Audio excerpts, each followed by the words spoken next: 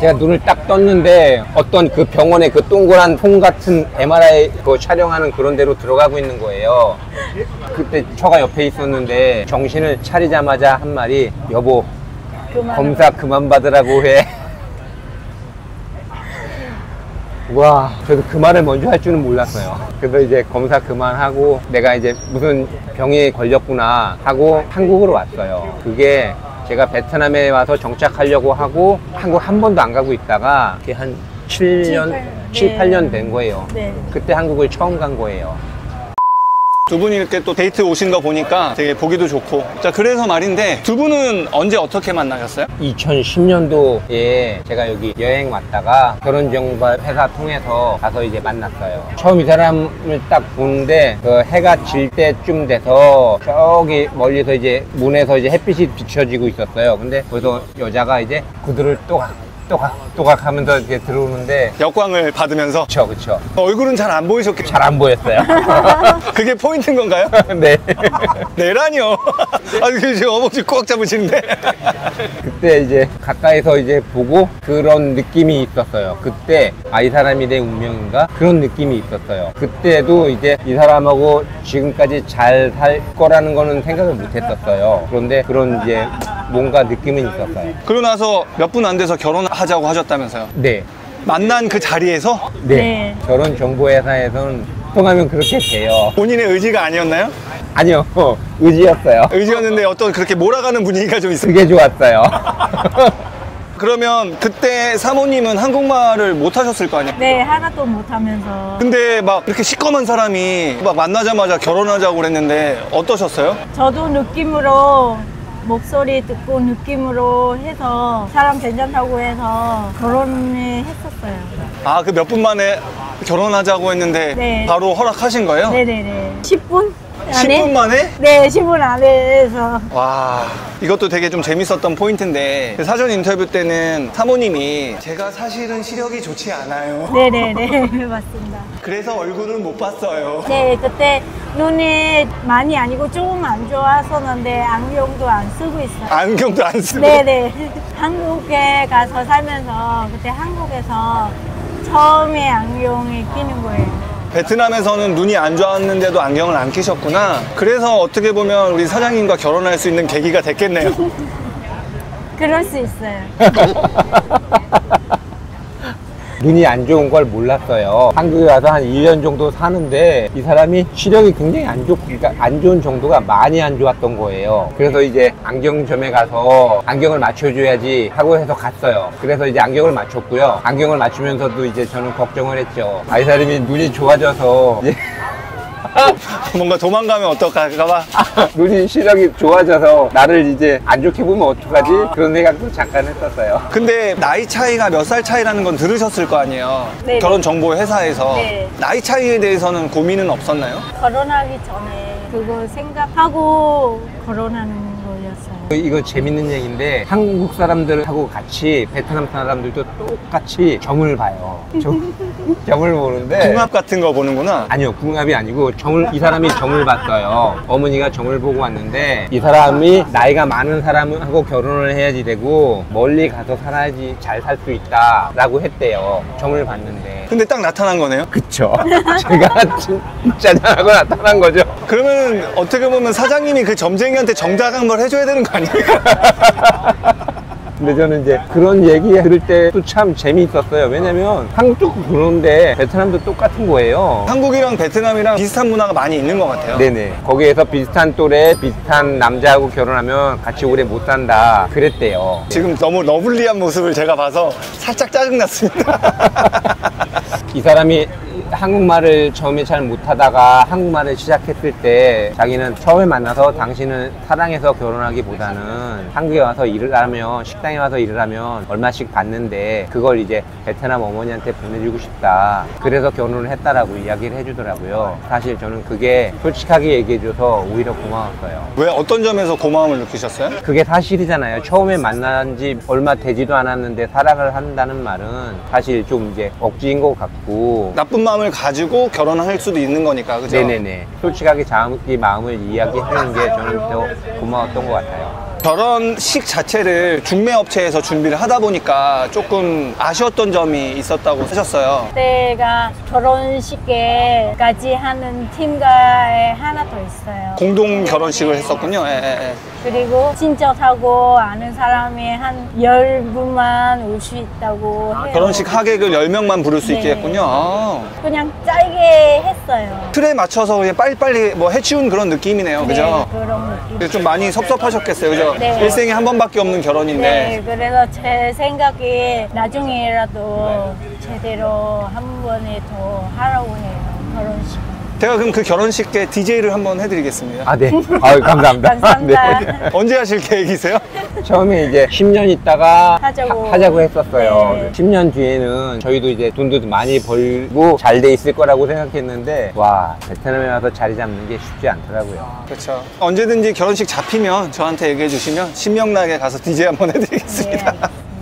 결혼식은 언제 했고 한국에서는 얼마나 사셨어요? 2010년도에 결혼했고요. 결혼하고 나서 바로 이제 이 사람이 한국으로 왔어요. 한 달 뒤에. 그리고 한국에서 한 2년 6개월 정도 살았어요. 고물상을 했었는데 처음에 이제 괜찮았는데 점점점 안 좋아져서 베트남으로 오게 된 거예요. 사모님은 한국 생활은 좀 어떠셨어요? 그때 처음 한국 왔을 때라서 한국말도 잘 모르시고 한국에 생활하는 것도 잘 모르니까 뭐 나쁜지 좋은지 그거 잘 몰랐어요. 근데 지금의 베트남에 살다 보니까 한국 그때 살아있는 시간에 좋았다고 해. 좋았다고 기억이 나는군요. 기억이 나는 것 같아요. 남편이 그러면 출근하면 집에서 뭐 하셨어요? 제가 아침에 밥에 해주고 저 아침 차려드리고 네, 차려드리고 그다음에 아침 먹고 나가서 일하는 거잖아요. 그럼 제가 집 안에가 청소하고요. 그다음에 한국말 하는 학원이라고 하나요? 구청에서 구청에서 운영하는 학원이지. 거기 가서 한국말 배워요. 버스 타고 혼자서. 네, 그렇게 2시간에 공부하고 그다음에 집으로 다시 와요. 그러면 한 오후쯤에 돼요. 그럼 또 밥 해야 되잖아요. 그때 일 끝나는 시간이라서 그렇게 하루 종일 가요. 첫째는 언제 출산을 하셨죠? 결혼하고 한국 와서 한 달 있다가 임신했어요. 아, 임신을 바로 하셨구나. 네. 결혼하고. 그래서 출산은 10개월 뒤요. 그럼 2011년에 11년에 네. 네. 한국은 산이 많잖아요. 한국에서 살 때는 같이 산을 많이 데리고 다녔었어요. 처음에는 이제 힘들어서 잘 못 가다 자주 다니니까 또 곧잘 올라가더라고요. 꼭대기까지. 한국 사람들 산에 올라갔다 내려오는 사람하고 이제 인사하고 그러잖아요. 저기서 내려오던 사람이 안녕하세요. 따님하고 오셨어요. 자, 따님 버리죠. 나이는 20살이었는데 그때는 더 어려 보였던 거예요. 아, 그럴 수 있죠. 훨씬. 한국에서 미용실에 가서 머리 깎으려고 하는데 학생다고 학생 요금으로. 50%에 아, 진짜로? 네, 깎아준다고 그랬어요. 근데 지금도 어려 보이세요, 사모님. 두 분 같이 계시면. 죄송합니다. 따님하고 오셨냐고 하면 아, 네. 그러면서 갔어요. 근데 저는 마음이 좋지는 않았어요. 근데 형님. 네. 형님이 잘했어야겠네. 자, 그러면 이제 베트남 들어오신 이야기를 좀 들어볼게요. 베트남에서의 삶이 그렇게 순탄치 않으셨던데 아까도 말씀하셨지만 처음에 고물상 하실 때 초반에는 좀 잘 되다가 경쟁업체도 많아지고 뭐 건설 경기도 안 좋아지면서 아내의 고향인 베트남으로 들어와서 좀 한번 뭐라도 좀 해볼까라는 생각을 하셨다는데 어떻게 하다가 그런 생각을 하게 되신 거예요? 이 사람이 첫 애를 이제 출산하고 산후조리를 해야지 되는데 베트남에서 장모님이 오셨는데 한국에 왔다가 3개월 있다 가시면서 한국의 홍삼 제품들을 굉장히 많이 가지고 가셨어요. 베트남에 와서 한 달 30포짜리 파우치를 한 포씩 하셨던 거예요. 근데 그거 한 포 드시고서 굉장히 좋다고 주변 사람들이? 먹은 사람들이. 그래서 아, 이걸 베트남에 갔다가 팔아야겠다. 이게 약간 사업 아이템으로 좀 생각을 그쵸. 하신 거네요. 예. 그래서 한 6개월 정도 시장 조사도 좀 하시고 왔다 갔다 하면서 좀 보셨다면서요? 시장 조사하다가 시장 조사로 끝났어요. 홍삼 팔라고 이제 다 한국에 있는 거 다 정리하고 베트남에 와서 3개월 정도 더 하다가 아닌가 보다 하고서 이제 접게 된 거죠. 어찌 보면 유통을 하시려고 하셨던 건데 유통 방식이 뭐였는데요? 방문 판매였어요. 제가 이제 베트남 말도 안 되고 베트남 사람하고 대화가 안 되니까 이 사람하고 같이 가방에다가 홍삼 제품 이것저것 바리바리 싸가지고 방문 판매를 했었어요. 베트남에서 허가를 받고서 팔아야지 되는데 허가를 받는 비용이 제품마다 받아야 되다 보니까 그래야 많은 돈이 나가야지 되는 거예요. 그래서 접었어요. 네. 좀 무모하시네요. 체계도 없고. 막상 딱 하면은 내가 몰랐던 부분이 딱 튀어나와요. 여기 베트남에서 하면 그러다 보니까 내가 몰랐던 부분에서 접게 되는 부분이 있어요. 그러고 나서는 그러면 또 다른 사업을 하신 거예요? 쌀국수집 해봤고요. 길게는 안 가고 3개월 딱 하고 어떤 사연이 있었나요? 저가 임신을 했어요. 임신을 하고 둘째 임신. 둘째. 그게 몇 년도죠? 2013년. 출산을 하면 또 이제 식당 일도 어렵고 하니까 그것도 접게 된 거예요. 둘째 출산하면서 또 어떤 에피소드가 있다고. 쌀국수집에 장사하고 있었어요. 주사하는 날짜도 가까워지고 그날의 느낌이 이상했어요. 일하다가 집으로 가서 병원 가는 거 준비를 하려고 갔어요. 근데 집에 갔다가 다 준비하고 나오라니까 택시 타고 택시 안에서 내 애기 나오라고 했어요. 양수가 터진 거예요. 양수가 네. 터졌구나. 그래서 그럼 택시에서 둘째를 출산하신 거예요? 마침에 병원에 거기 도착하고요. 그 내려서 바로 병원에 들어가서 다행히 그래도 병원에서 출산을 네, 하셨네요. 네. 그 다음에는 다른 사업을 또 하셨나요? 김밥도 이제 팔았어요. 집에서 이제 김밥을 말아서 베트남 때 학교 앞에서. 돈특당? 네, 네네. 동백탕 학교 그러니까 앞. 제가 이제 가게가 없다 보니까 집에서 김밥을 말아와가지고 길에서 팔았어요. 대학교 앞에서도 팔아보고 한국 마트 앞에서도 팔아보고 파리바게트 빵집 앞에서도 팔고요. 그건 좀 잘 됐나요? 예, 잘 됐어요. 잘 돼서 2층에 있는 가게 하나 얻어서 김밥집 했었어요. 그러면 이제 그걸로 쭉 오시지 어쩌다가. 처가 건강이 좀 안 좋아졌어요. 이 사람 아프니까 김밥도 일도 그만하자. 모든 사업의 핵심 키는 사모님이시네요. 그렇죠. 사장님 아프시면 괜찮아서 사모님 아프시면 사업을 이어나갈 수가 없어요. 네, 그렇죠. 그렇게 네. 저한테 그렇게 그만큼 많이 잘해줘요. 의지하고 살고 계시네요. 그럼 이제 김밥집 접고 바로 그러면 이제 이 사업을 하신 거예요? 아니면? 이것저것 많이 알아보러 많이. 다녔어요. 여기 햇볕이 뜨거우니까 썬팅 필름 같은 것도 알아보러 다니고 굉장히 많이 이것저것 알아보러 다녔는데 잘 된 건 없었고 그러면서 이제 돈도 다 떨어졌어요. 김밥집에서 벌어놓은 돈을 다 까먹으셨네요? 네네. 그게 몇 년도예요? 2017년, 18년. 17년, 18년도. 그럼 사장님 나이가 몇 살 정도? 48? 적지 않은 나이인데, 그죠? 네네. 그때 또 무일푼이 되셨네요? 무일푼이 되셨네요? 네네.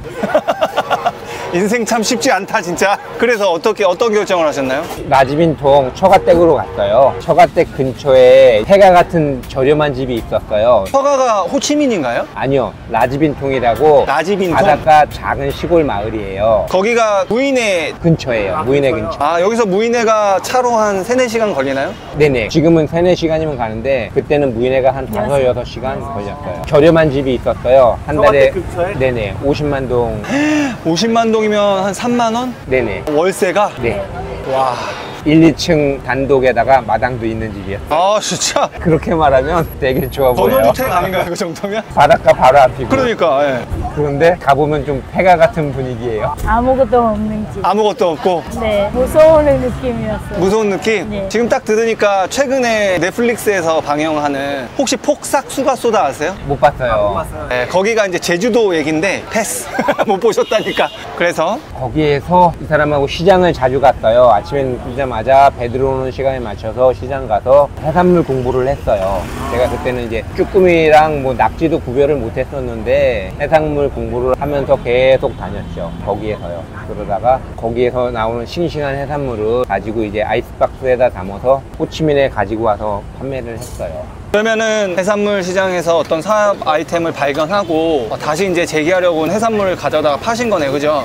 베트남 어부들이 쓰는 배가 나무로 만든 목선이에요. 한국은 이제 FRP 배를 쓰는데 여기는 아직도 이제 목선을 쓰고 있고요. 배에 이제 냉동 냉장 장치가 없어요. 큰 배가 나가서 조업해서 잡은 것들은 이제 약품에다가 담궈놔요. 당구제 같은 약품이요. 그런 배에서 나오는 해산물이 아니고 아침에 나가서 저녁에 들어오는 배 아니면 저녁에 나가서 아침에 들어오는 배 그런 배에서 해산물을 이제 구입을 해요. 아, 그날 들어온 싱싱한 해산물을 구입을 하시는구나. 네, 그런 해산물들을 이제 유통을 하기 시작을 했어요. 네, 옛날에 바구니 배 있잖아요. 혼자서 나가 갔다 오는 바구니에 동그란 처음에 이제 이런 해산물을 팔게 된 계기도 장인어른이 어부다 보니까 이제 바닷가에서 좋은 해산물을 보내주신다고 하니까 꽃게 좀 3kg 보내달라고 하더라고요. 그래서 이제 그걸 후밍에 있는 파리바게트에서 받았는데 열어보니까 5kg가 온 거예요. 3kg는 그 사람한테 주고 2kg를 어떻게 해야지 돼서 딱 보니까 주변에 사람들이 잔뜩 모여 있는 거예요. 꽃게 그 박스를 열었더니 네, 이거 꽃게 2kg 살 사람 하니까 너도 나도 산다고 하는 거예요. 와, 이거 뭐지? 그럼 꽃게를 팔아야겠다 라고 생각을 하고서 해산물 장사를 하기 시작한 거예요. 그 기억 때문에 아 이거를 싱싱하게 유통하면 좀 경쟁력 있겠다고 좀 생각을 하신 거네요. 그죠? 그래서 그러면 바로 해산물 가게를 여신 거예요? 워낙 이제 가진 게 없다 보니까 길에서 먼저 시작을 했어요. 아는 지인분 슈퍼마켓 앞에서 아이스박스 하나 놓고 거기에서 해산물들을 팔기 시작했어요. 길에서요. 후미흥에서? 네네. 아이스박스를 싣고 와서 5시간 오토바이 운전하고 와서 여기서 판매하고 모텔에서 자요. 바로 가면 또 힘드니까. 네, 저녁이 되니까 위험하고. 그래서 이제 한 20만 동이면 자요. 그래서 자고 그 다음날 아침에 또 집에 가요. 라지로 가서 있고 또 그 다음날 또 해산물을 싣고 호치민으로 와요. 가서 팔고 또 자고 그 다음날 가고 그런 식으로 이제 계속 반복을 했었어요. 그렇게 얼마나 하셨어요? 한 6개월 정도 하다가 그러니까 또 돈이 조금씩 모이는 거예요. 그래서 호치민 쪽에 좀 저렴한 아파트를 얻어서 오라고 해서 이제 같이 살기 시작했어요. 아, 아이들하고 사모님하고. 어떤 날 갑자기 전화가 왔어요. 애들하고 호치민으로 다시 오라고 했어요. 가족도 없으니까 외롭고 보고 싶다고. 그래서 제가 원래 하던 일이 해산물에 뭐 사가지고 손질하고 호치민으로 보내는 거잖아. 그거 다 진짜 엄마한테 맡겨놓고 나 다음날 애들하고까지 호치민으로 왔어. 그 라지에서 그 해산물을 손질한 게 사모님이셨군요. 그러면 장모님이 보내실 때도 직접 오토바이로 가서 픽업을 하셨어요? 라지까지 가서? 아니요. 고속버스로 왔어요. 아, 장모님이 고속버스로 보내면 터미널에 가서 픽업을 해오셨군요. 터미널에서 받았어요. 그 시절에 한 2,000명 정도 되는 카톡방이 있다고 아까 네네. 얘기하셨었어요. 그죠? 그 카톡방에서 꽃게 아저씨로 유명하셨다고. 네. 그럼 그때 바로 또 이제 해산물 가게를 여신 거예요? 좀 더 이제 모아서 가게 얻을 돈이 또 생기더라고요. 스카이가든 2층에서 가게를 얻어서 이제 시작을 했어요. 아까 거기 스카이가든이요? 네네. 2층에서 하다가 1층에 좀 더 좋은 자리가 나온 거예요. 그래서 1층으로 이제 가게를 또 한번 옮기고 그러다가 이제 지금 하고 있는 가게로 이제 아, 옮기신 네. 거구나. 그러면은 2층에 있을 때도 장인이 어부. 네. 지금도 장인이 어부인데 2층은 해산물 가게, 네네. 1층은 조개구이랑 이런 거랑 해산물도 팔고. 네, 지금은 식당이 주가 된 거예요. 예전에는 해산물을 많이 팔았고 식당 음식이 별로였었어요. 음식도 별로였고요. 처음에는 너무 솔직한 거 아니세요? 식당 일을 안 해봤었으니까요. 지금은 이제 식당 음식이 맛있어져서 식당 음식이 많이 나가고 해산물은 이제 줄어들었고요. 그럼 지금 식당으로는 언제 이사하신 거예요? 한 4년 됐어요. 4년이면 2021년? 네네네. 한참 코로나 시기였네요? 네, 전에 있던 그 가게 사장하고 안 좋아졌어요. 하나 나간다고 일단 먼저 질러버리고 가게를 알아보고 있는데 점자리보다 훨씬 더 좋은 자리를 얻게 된 거예요. 지금 임대하시는 분이 베트남 분이시죠? 네네네. 한국도 어디 가나 다 마찬가지겠지만 주변에 좋은 사람을 만나야지 되는 것 같아요. 건물주인을 너무 좋은 사람을 만났어요. 월세가 지금은 3,000불인데 그때는 이제 1,500불에 계약을 했고요. 코로나 때 또 어려우니까 1,500불에서 또 그걸 절반으로 깎아준 거예요. 그것도 안 받는 달도 있고 그랬었어요. 월세를 아예 안 내는 날도. 그때 베트남에서 코로나 제일 심했을 때 한 달씩 밖에 못 나가게 했어요. 아, 아예 한 달 동안 락다운이 됐었군요. 네네네. 네네. 그러면 그냥 월세 내지 말라고 먼저 전화가 왔어요. 진짜 착한 임대인이네요. 네네. 필요한 거 있으면 말씀하시면 바로. 너무 감동적이다, 그런 부분은. 자, 드디어 그러면 해산물 가게에서 해산물 식당을 차리셨어요. 처음이라 뭐 실수도 많았지만 뭐 주변에서 도움도 많이 받으셨다고요? 네네. 네, 맞습니다.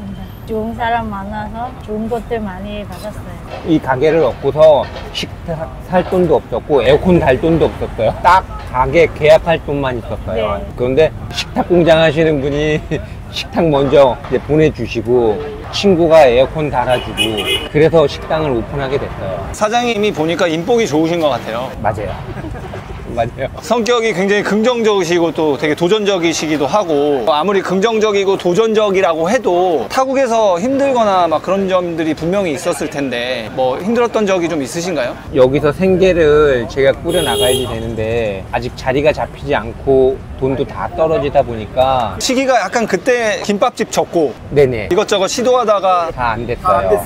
그래서 굉장히 스트레스를 많이 받아서 한 달에 몸무게가 한 10kg 정도 빠진 것 같아요. 그러면서 몸이 마비가 오는 거예요. 처음에는 이제 조금씩 마비가 오다가 이 사람하고 같이 오토바이 타고 가다가 갑자기 마비가 심하게 오는 거예요. 아무 피라도 좀 뽑아야겠다 해서 막 손가락 깨물고 그러다가 딱 기절을 했어요.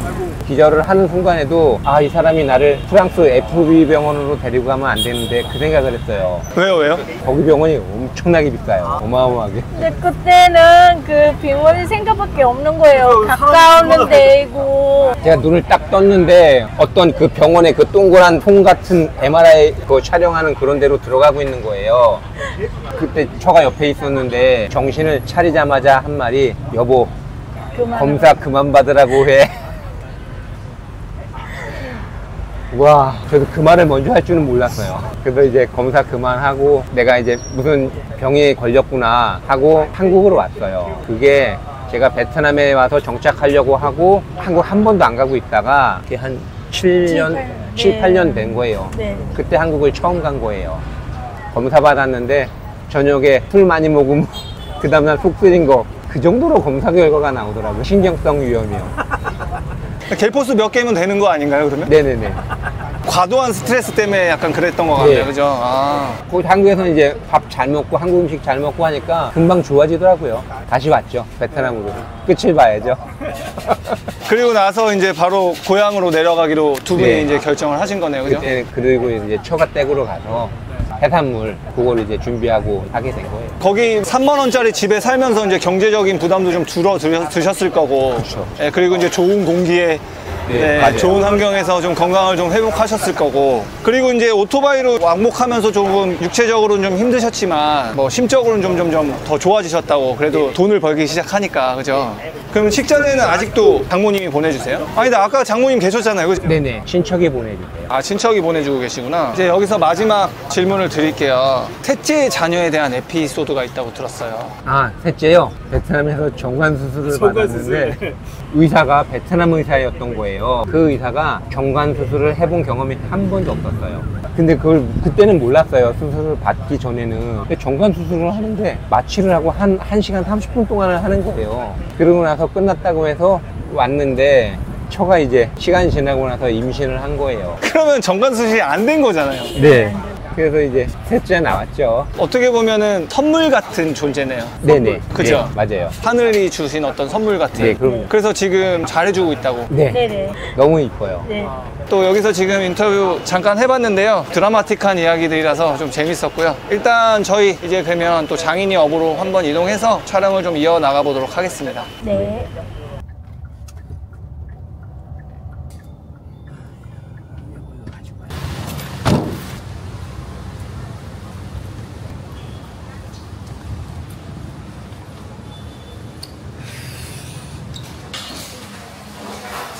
이제 뭐 하세요? 이래야죠, 이제. 맞네요. 쭈삼 불고기 먹고 싶어요. 네, 알겠습니다. 오빠. 아, 근데 지금 컴퓨터 바탕화면 봤는데 두 진짜로 부녀 같아요. 아까 이거 진짜 딸인데, 이거. 이건 딸인데, 진짜. Boss it!